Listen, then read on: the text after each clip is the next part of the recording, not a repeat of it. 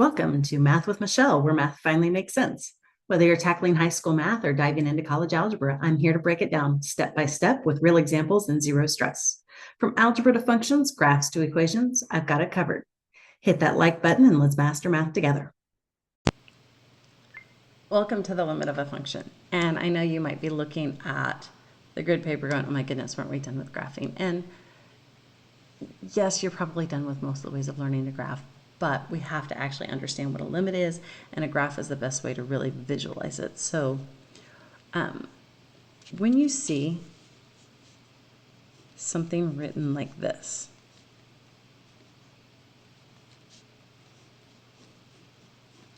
okay, what that's saying is, given that x is approaching 5. Think of it like the 5-mile marker on the highway. We don't know whether we're coming from the east or we're coming from the west. We just know that we're getting closer to the 5-mile marker. Okay? Y is approaching what?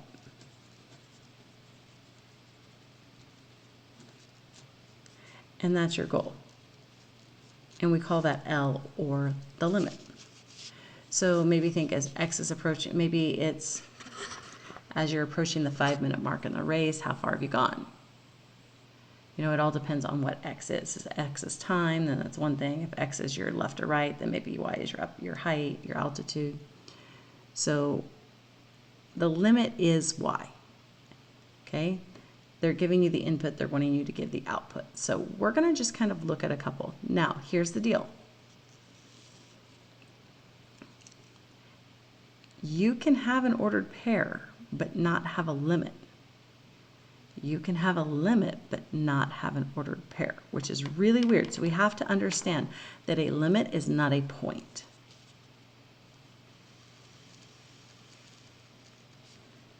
And that's why the graph is going to help us so much. Okay. I'm probably not going to draw this out to 5, so keep that in mind.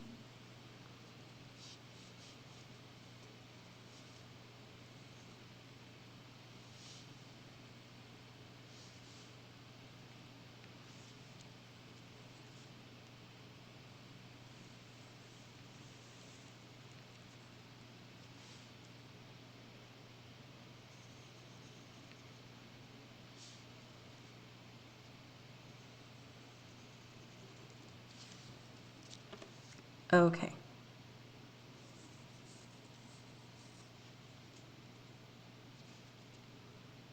I want to make sure that that really does go through that. All right. So f of -3. We're used to seeing that, right? So when I go to -3, I'm at 1. F of 2 is 1, 2, 3, 4, 5. And f of 1, 2, 3, 4 is 1, 2, 3, 4, 5. Okay. So we're going to now look at the limit at several points. Let's do the limit as x approaches 4 for our function. You always have to have some kind of equation in there. Okay? So what I want you to do, anytime we're doing limits like this, I want you to put your fingers on the graph and move them together. Did they meet somewhere? Yes. They met at what y value? Well, 5, because that's where the ordered pair is, right? And we could do the limit as x approaches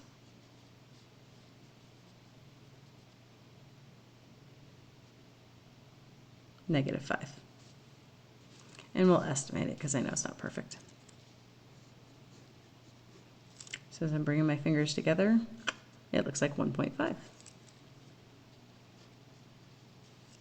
Okay.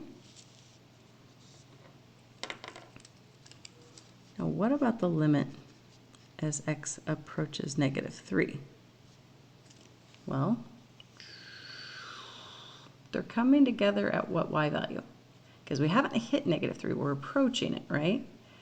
We're approaching 3.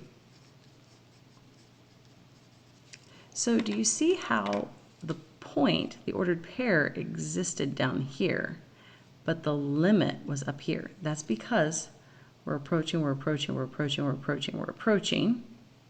We make a quick jump back, and from here we're approaching, approaching, approaching. So as we come in from each side, that's what we're getting closer to. Okay, what about the limit as x is approaching 2? But we're going to be from the left side.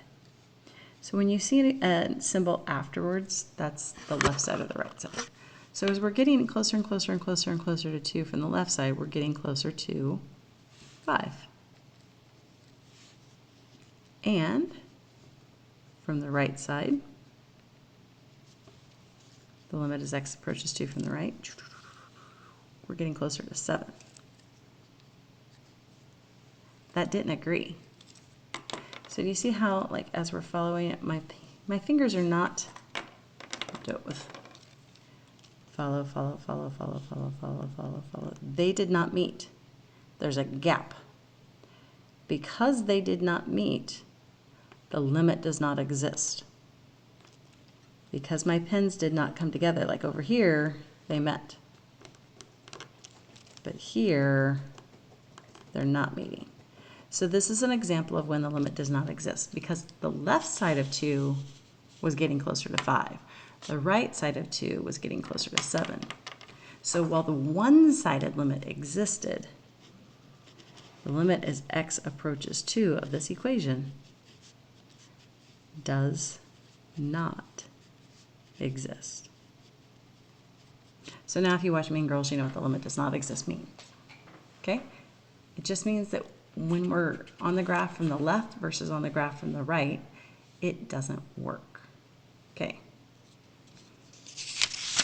So the limit only exists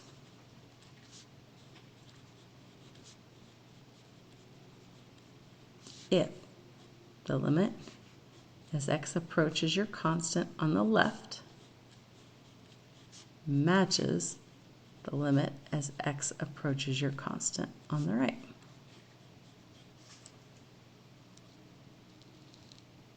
Okay. Now, there is sometimes to be careful with this because infinite limits can kind of be a little bit weird.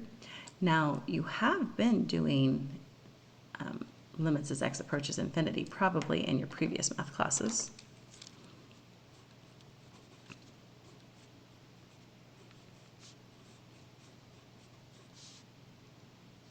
Okay, I want us to look at f of x equals the graph 1 over x. Okay, so if you recall,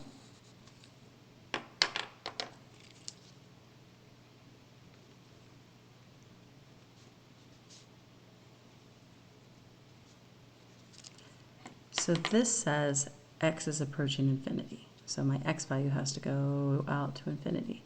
And the closer to infinity I get, my y value is getting closer to 0. Because of that horizontal asymptote, right? So you've probably done that before, okay? If we look at the limit as x approaches infinity of x plus 5, well, the graph of x plus 5 is linear. And if we keep following that line out, we're going to get to positive infinity. So that would be an infinite limit. Okay? So just kind of keep, now if I said the limit as x approaches 0 for x plus 5, well, now think about the graph. We're coming in on 5. So really, they're giving us the x part of the ordered pair, and we're getting the y part of the ordered pair. but we're not actually getting the y part, we're getting what the y value. As you get closer to this x, you're getting closer to which y.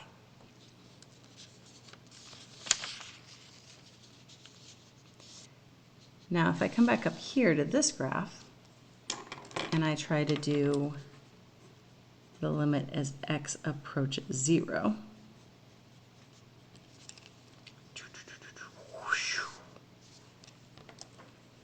the closer we got to 0, the more my pen's separated. So they're not meeting, so the limit does not exist. Okay, let's try one more.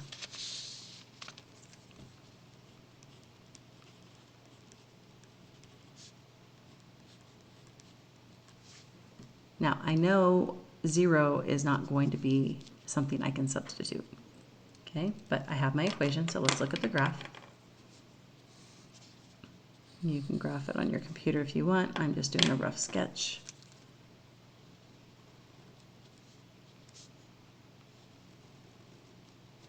That's going to be your sketch.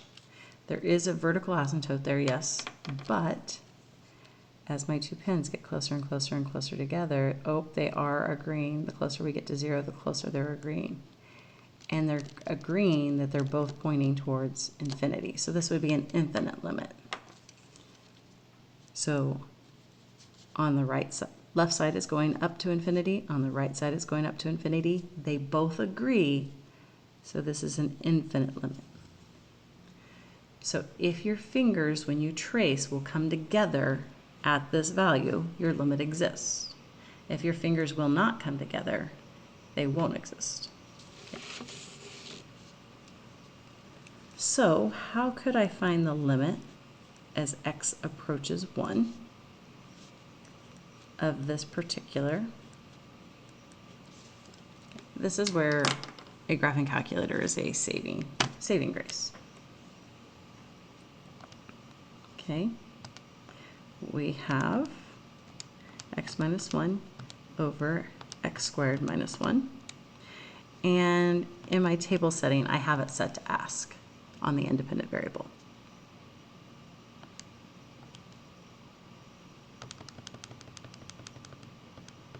Clear those out. Okay, so we're trying to get x as 1, but see how it says error? So we're going to try numbers smaller than 1. So 0, 0.5, 0.9, 0.99999. If I don't put in quite so many 9s. I would say everything slightly smaller than 1. So the limit as x approaches 1, and those numbers I all picked to the left for our function, was getting closer to 0.5. Okay, now we're going to try numbers bigger than 1, like 2. 1.5, 1.1, 1.01, 1.00001. That's really close to 1, right? It's still saying 1/2. So the limit as x approached 1 with numbers to the right of it also said 0.5. So since the numbers I checked on the left versus the number I checked on the right agree, the limit exists, and it happens to exist at 1/2.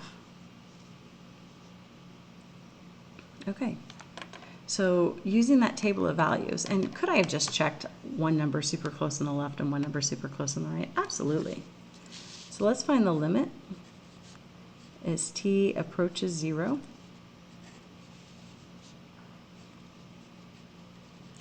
And here's our function.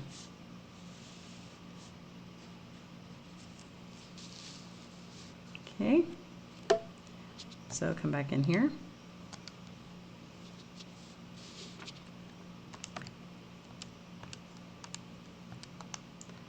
Hopefully, oops, I forgot my square root symbol.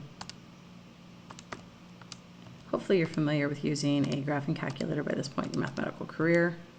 If not, I do highly encourage you to get some extra practice with it prior to taking calculus. Okay, here we go.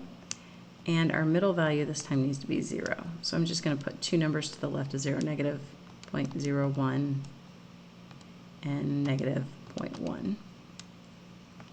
So we'll do 0.01 and 0.1. I guess I should have been backwards. Nope, I was right. So it looks like we're getting 0.16 repeating with both of these. And that has extra 6s, so that's a little bit bigger. I wonder what happens if I put in an extra 0. We'll do the same here.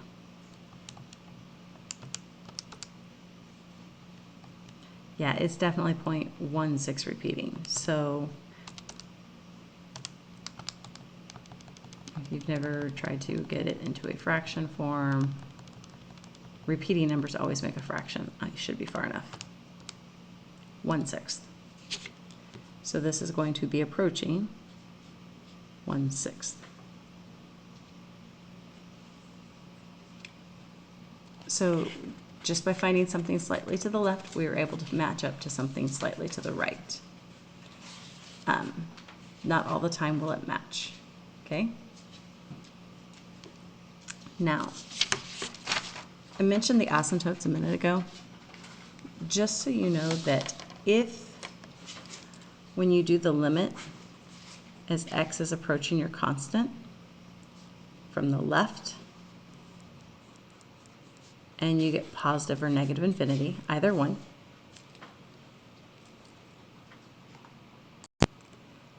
then you also do the limit as x approaches your constant from the right, and you still get plus or minus infinity. I don't care whether they're both positive, they're both negative, or one of each. If that happens, you have found a horizontal asymptote, or not a horizontal asymptote, a vertical asymptote.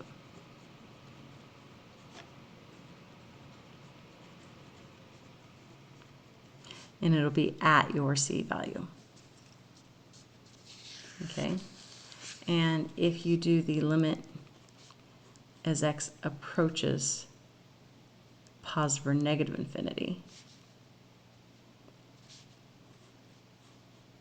and you get a constant, then you found a horizontal asymptote. It is possible to have two horizontal asymptotes.